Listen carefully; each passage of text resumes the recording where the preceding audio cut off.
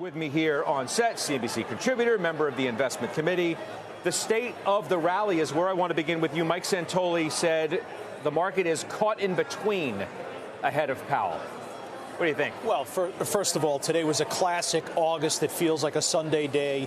The volumes were incredibly light, but I'm still, Scott, inclined, and I know I'm in the consensus, and the emails are going to come in really quickly, and I don't look at Twitter a lot, but I'm going to get the negative tweets. I'm still inclined to try and find a spot here within the moving averages to take and reestablish another long position in the Qs. So, okay, I know you were talking about that the last couple of days. Why are you more inclined to buy today than you are to sell? So I think, and I listened to the halftime report, Josh did a great job talking about this.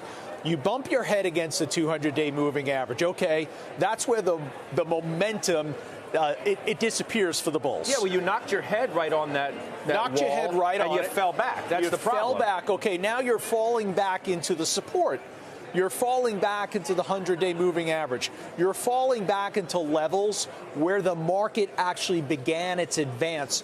And you're doing that concurrent with positioning, as reported by the CFTC, that shows us leveraged funds and asset managers are still maintaining overwhelmingly bearish positions. In fact, the extent of those bearish positions we have not seen since 2008. So I'm going to take that low-risk trade.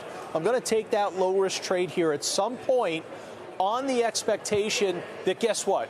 We make another return to the 200-day moving average, because I think that's where most people in the market are actually going to feel the most pain if you break above the 200-day moving average, because, Scott, they're not positioned for it. Better hope Powell's not hawkish on Friday, because you're going to have a problem with that, right? How's the market going to get back towards the 200-day moving average if Powell on Friday is hawkish? Well, in the near term, if he is overwhelmingly hawkish, you're correct. We're not going back to the 200-day moving average. So you're going to need a little help here. Overwhelmingly.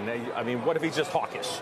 Well, what if he leads you to believe that pivot that everybody was focused on for a while after his speech with the last meeting was junk? No, there is no pivot. Wait a second. The Fed's already done that. The Fed's told you there's no pivot. Maybe there's a pause at some point. Maybe there could be a pause, but there's no pivot. I think the Federal Reserve has done a really good job in communicating that. But if he puts things on the table on Friday that suggest, look, 75 basis points. We told you in the press conference in July, 75 basis points, that's highly unusual for the Federal Reserve. Don't get comfortable with us doing that at every meeting. If he kind of hints that, well, maybe we are going to be consistently giving you 75-point hikes in the coming meetings, that's overwhelmingly hawkish. You're not going back up to the 200-day moving average at that point. All right, so Jan Hatzius, Goldman Sachs, a little while ago, quote, "We expect Powell to reiterate the case for slowing the pace of tightening laid out in his July press conference and the July minutes released last week. We continue to expect the Fed to slow the pace of rate hikes to 50 in September and 25 in November and December." That's a bullish scenario for the market, isn't it? So that's where you return to the 200-day moving average. And again, is the street positioned for that? I don't think that they are. Look, I don't want to come across as overwhelmingly bullish where I think we're taking out. I'm not saying we're taking out 4,800. I'm just trying to identify a trend within a trend if I could find one, right? I actually think the market is going to trade between 3,600 and 4,800 for an extended period of time while we work through the course of time. But back to Jan's note, if in fact the Federal Reserve Chairman is indicating that, guess what? 75 basis point hikes, that's highly unusual, and we're no longer leaning in that direction. We're going to give a 50 basis point hike, and we're going to take a look in November, December, and see what we need accordingly. That's welcome news. Now, what does he need? Don't make plans on Tuesday, September 13th. I know you're not. Yeah. But that's a big day, isn't it? It's funny, though, when you say a trend within a trend, I'm thinking, okay, you're gaming for a little bit of an uptrend within a bigger downtrend, because, I mean, we're still in a downtrend. Okay, so what's wrong with taking 5% out of the market? I mean, back in July when market broke above, the S&P broke above the 50-day moving average, you were able to capture an easy 10% if you rode that momentum wave higher.